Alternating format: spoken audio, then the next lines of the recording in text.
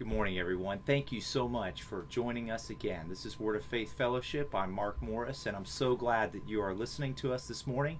We have so enjoyed sharing with you all the wonderful things that Jesus has done in our lives. He has truly changed our lives. And when God changes your life, it's all you can do to share about how wonderful He is. And so today I have two more church members with me to share how wonderful it is. It seems like we just keep bringing more church members, and we still have more that want to come and share with you how wonderful Jesus is. And so today I have Lynn Millwood with me and Christie Carmona. They're sisters.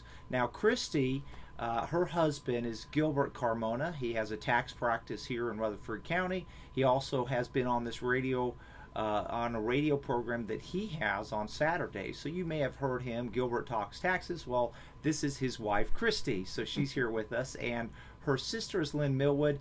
And Lynn's husband, Rusty, actually shared on this program some time back, which you can go back and listen to all of our radio programs. They're on our website at wordoffaithfellowship.org. You'll see a radio program link. They're all videoed, and so you can watch that. So that's who we have with us, these two sisters. Lynn Millwood came to our church in 1990, the same year I did. As a matter of fact, we were in Bible school together in the same class, and we had a great time. I've known Lynn for many, many years, and her family and my family are very close. So we're going to start off with Lynn, and then Christie's going to share some too. So Lynn, go ahead. Thank you, Mark. I was born in Savannah, Georgia, and when my parents met, they were very young, and they actually were about 16 and 17, and they decided they wanted to get married, but in the state of Georgia, you couldn't get married that young, so they decided to elope and went to Ridgeland, South Carolina, and they were married there, and shortly after that, my sister came along, and shortly after that, I came along. So my mom was 20 years old by the time I came along. When she was 21, unfortunately, my mom and dad divorced. So I was 1 year old when my parents divorced. And I grew up the first 5 years of my life in Savannah. We would be with my dad most weekends. But primarily my mom had us most of the time. In 1975, when I was 5 years old, my dad decided he wanted to move cross country and move to Maui, Hawaii, and he's been there ever since. He remarried and has two boys. So we grew up mostly with my mom in the school year, and then in the summers we would go stay with my dad.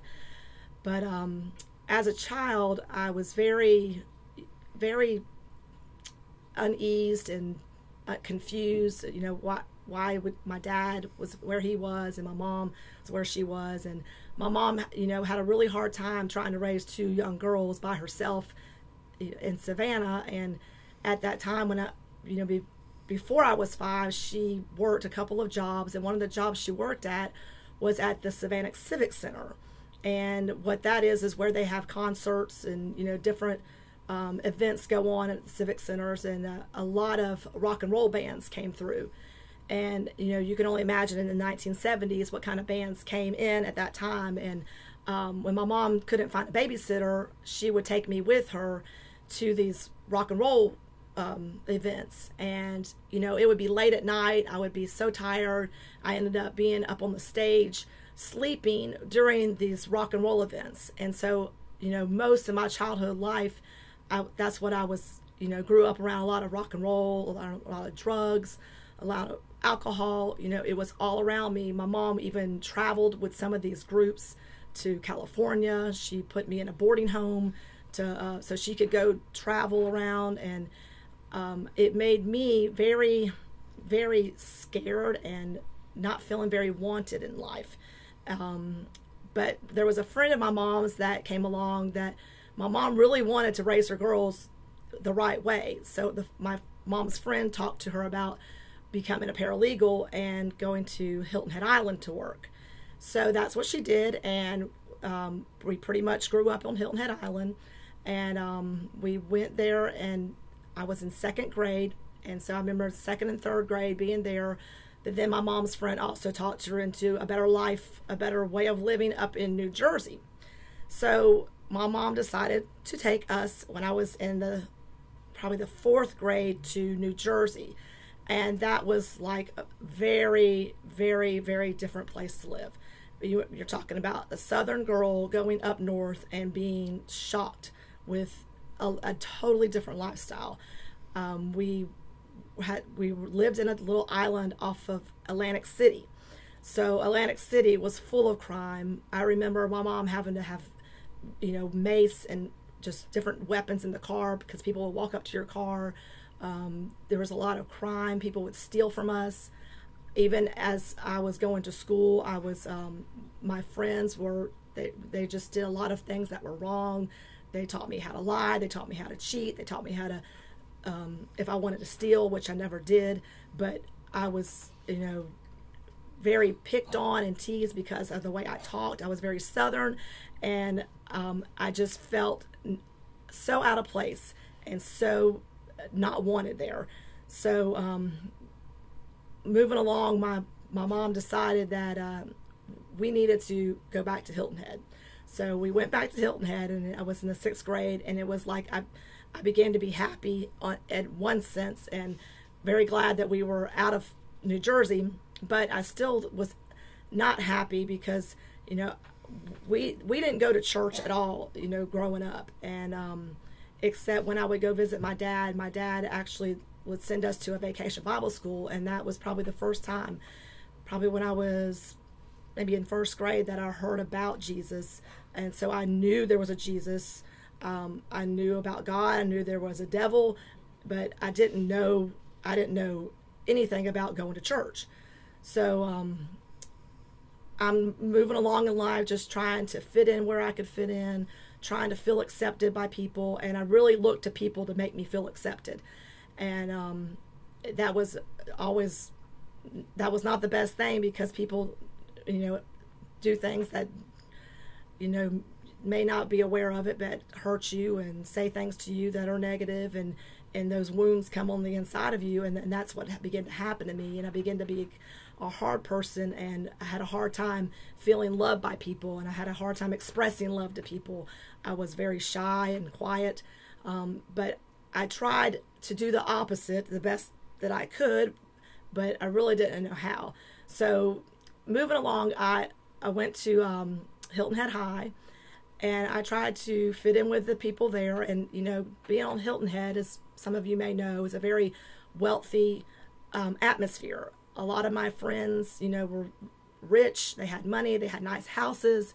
They had nice cars. All the things that I didn't have. My mom just couldn't support us in that way. And but I was grateful for what we did have. And my mom really tried her best to make sure we didn't live the lifestyle that she lived as we were young. So, she put requirements on us to not to go to parties, not to drink, not to smoke, not to get involved in relationships that would lead us down the wrong path. And it's like I really wanted to do what she said and try to do what she said, but there were still those pulls in my heart that, there was people I wanted to be with, people I wanted to fit in with. So I did, I would go to a party, and I would leave that party feeling very convicted that, why did you do that? And so, although I didn't know God, it was still that conviction on the inside of me. Something was telling me, don't do that. And I know my mom really was starting to seek God for herself. And she really was realizing that she needed a change in her lifestyle, because, she had a lot of relationships that weren't good. She was still doing a lot of the partying, and she could see that her life was going nowhere. So she started seeking God, and when I was in the 9th grade, she decided to take us to church. We went to a non-denominational church on Hilton Head, and it was a great experience at that time. I was learning about who God was, but I didn't realize at that time that you could have a personal relationship with Jesus and let him live inside of you, and him lead you to do his will. And so I just kept basically floating through life, trying to fit in, trying to be accepted. In high school, I tried to play sports, to be on the basketball team, to be on the volleyball team. Tried playing tennis. I was a cheerleader. I was in the show choir. I was doing all these things to try to make me happy and feel accepted, but I still felt empty inside. I still felt rejected. I still felt not wanted. My sister, she was quite the opposite. She was very lively and outgoing, and she never met a stranger, and she did very well in school. She was the second in her class. She was on the math team. She just excelled, and so that made me feel like I wasn't good enough because of how well she did, which I learned later in life that was all wrong. And so I was striving, just to feel accepted. And so when I was in the 11th grade, there was a special lady that was in my church, and she was in and out a lot because she did a lot of traveling, her and her husband. And she would, every time she would come, she would always reach out to me and show that she cared about me and wanted to know how I was doing. And I just felt such love from her. Well, one year, like I said, I was in 11th grade. It was my spring break, and I was going to the beach that day, and my mom said that this lady from my church was having a deliverance conference in her home. And did I want to go with her? And I really wasn't sure that I wanted to go, but I eventually did go because I went a lot of places with my mom. My sister was going to college at the time, so it was just me and my mom at home. So I went with her, and I had the best experience at this deliverance conference. There was a group that actually came from North Carolina. I didn't really know at the time where they were from, but there was two people that I did remember there, and one of them was Sam and Jane's daughter, Robin, and the other one was actually my husband, Rusty. And I remember them. I don't remember really meeting them, but I remember seeing them. So I had a lady pray for me, and that lady, it was like she knew all about my life, but it didn't know me from anybody. And it was just amazing how God came and touched my heart that night, and I could feel my life starting to change. So, they all left, and I went back to school, and, I went through school still striving and trying to make it and trying to be accepted. Ended up graduating from high school. At that time, like I said, I didn't do as well as my sister in school, so I didn't pursue the college direction at that time. I thought I would have really wanted to be a hairdresser. And I didn't. We actually, when I graduated high school, we moved back to Savannah because there was a church there that my mom wanted to take us to. And we started going to this church, and the hairdressing school didn't work out, so I began to work a retail job. And as I was working, we were attending this church, and there was a family in this church that my mom befriended, and they ended up moving to North Carolina. And to make a long story short, we stayed in this church for a little while, but then we also got involved in a ministry out of Columbia, South Carolina.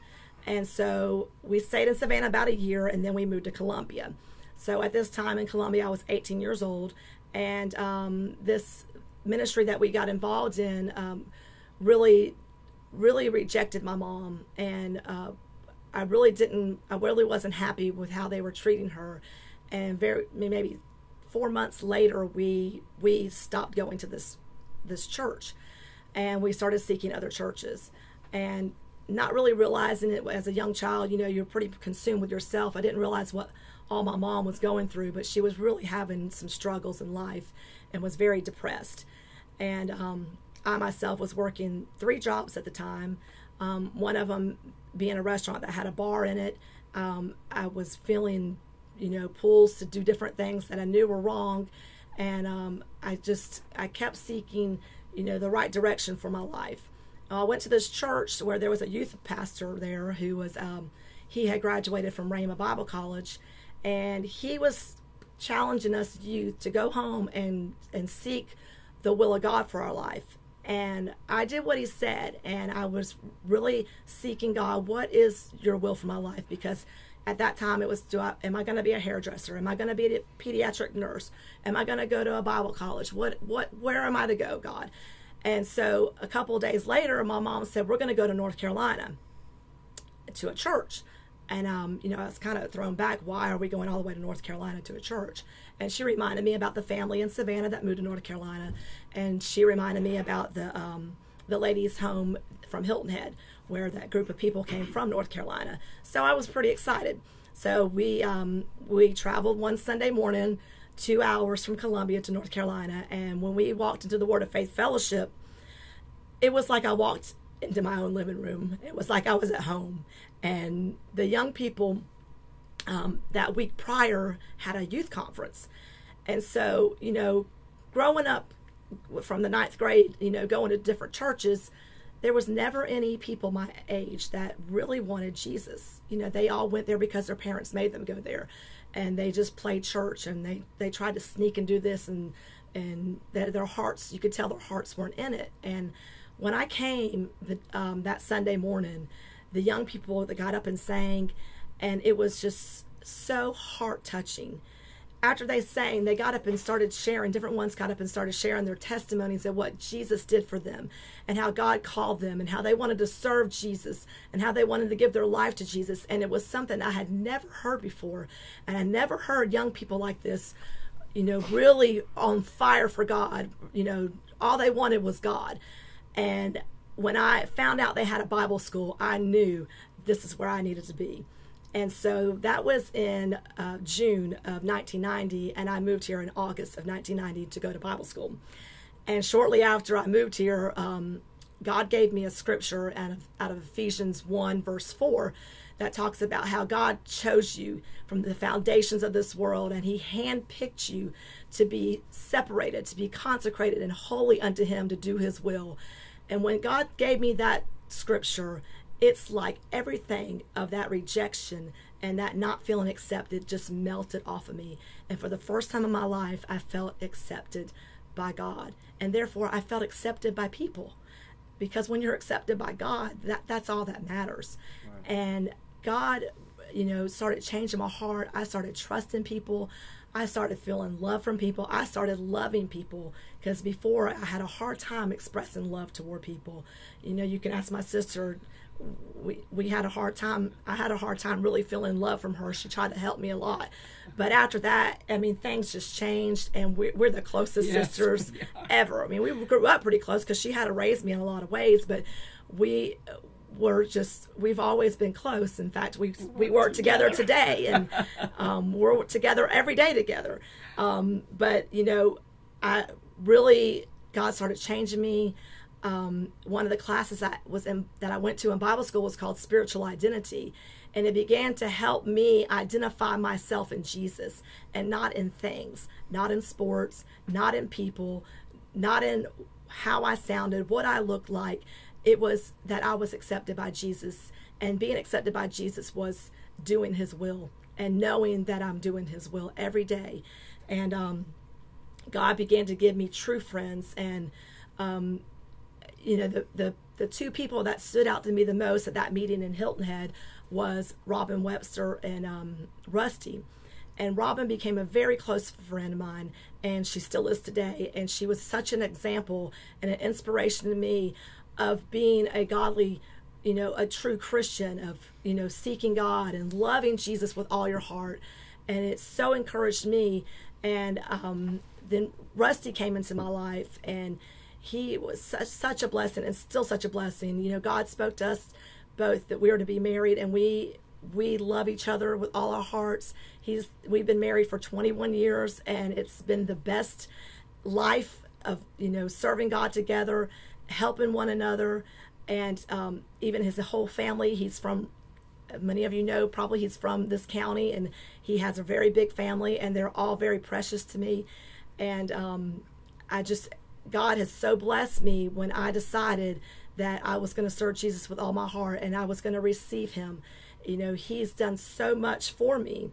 And, also God has blessed Rusty and I with a precious daughter. Her name is Madeline, and she's 14 years old, and she is, just a blessing in our lives. She has a very close friends, even Mark's daughter, Elizabeth. Her and her are very close friends, and they have just grown up just loving Jesus and just being blessings in our lives. And just so grateful for everything that God, how he changed me from not feeling accepted to feeling accepted and being able to help others. Because when you don't feel accepted, it's just nothing but a lie from the devil. The devil tries to make us feel that way, but Jesus has come to help us and love us and accept us, because he wants us to take us to heaven with him. And that's so powerful, Lynn. I love how you shared that time when God spoke to you about in Ephesians that God chose you. He accepted you. Yes. I mean, when you think about that, we are chosen by God, and he accepts us when we come to him, when we surrender him, like you were talking about. When we choose, God, I'm going to choose you. I'm going to choose to do your will for my life. I'm going to surrender my life. He accepts us. And that's all that matters. All we have to know is that God himself accepts us. That was so powerful. Yes. So, Christy, we got a few minutes left. Let's hear from you. Okay, well, Lynn talked about New Jersey, and that really was the first time I remember really talking to God, because it really was like a culture shock for us, and our life went from bad to worse fast. And I remember one night in my room just saying, God, there's got to be more to life.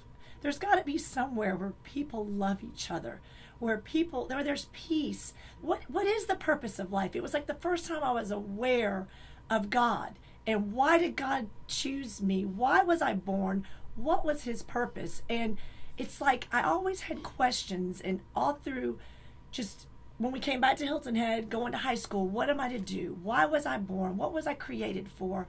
And you would think, okay, I loved math, so I'm going to go to college. I'm very good in math, and I had people influence me. Well, engineering is the up-and-coming field for women, and you need to be an engineer, because it was like that's where it's going to fulfill you.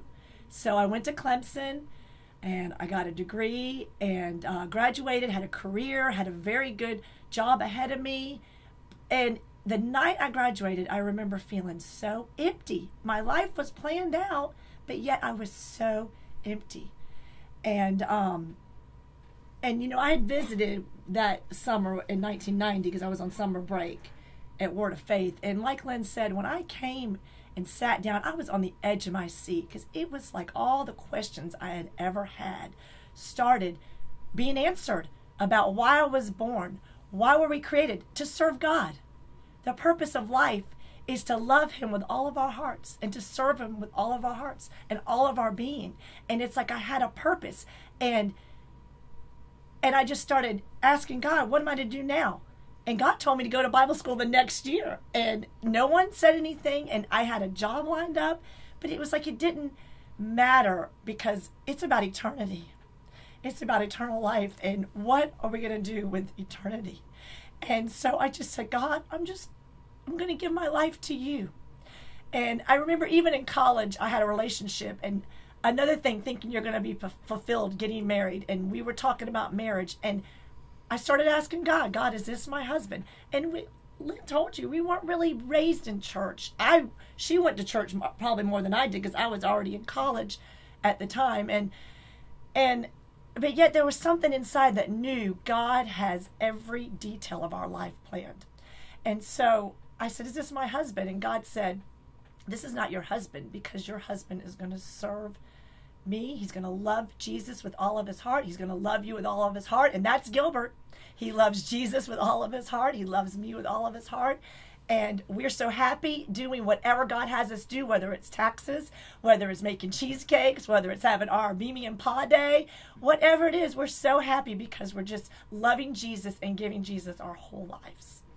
And that is so powerful. And I'm just so grateful God saw both of you way back in Savannah, Hilton Head, New Jersey, and then you were in Columbia for a little bit. And God, it's amazing how God had his hand on your lives. He knew your hearts. He had this plan for you, and this plan that God had for you is right here in Spindale, and God had a hold of your lives all throughout it. And what a transformation with your mom. Of course, your mom's here in the church with us, and she came with you, Lynn. Yes. Is that right? So that's right, and we were all you and I came here the same year. Of course, I came from Los Angeles, and it's just amazing how God had his hand on your lives, and how we've seen your life so changed. God so blessed you with great husbands who are real blessings in the church, and you two have been such a blessing in our church. So I'm just so grateful that God has his hand on our lives. And it's amazing, as you've heard listeners today, that if you have a cry in your heart that you really want to know God, like Christie shared, she had this cry in her heart, God, what is the purpose for my life? Because God made all of us with a purpose. He has a plan for us. He has a wonderful path that he has designed for us to live every single day. And when you get in that plan that God has for you, it is amazing how happy you are. Christy, she's sharing with you how happy she is. She lives like that. I know Christy real well. Her husband's the same way. He's always just happy, and they are so happy because they're in God's plan for their life. And it really doesn't matter what the day-to-day things you're doing. Like she said, they have a tax business, and they have a grandchild, and they have so much fun with everything they're doing, but you're happy because you're doing exactly what God has for you. And that's the wonderful news, that God has a great plan for all of our lives. And when we surrender like they did, and they said, God, we want your plan for our life, you will find out what a wonderful life that God has for you. So thank you again for listening. This is Word of Faith Fellowship Response, and we've been sharing with you all the wonderful things that God's done in our lives. We are here Mondays, Wednesdays, and Fridays, 8:30 to 9. I hope that you'll continue listening to us. Thank you very much.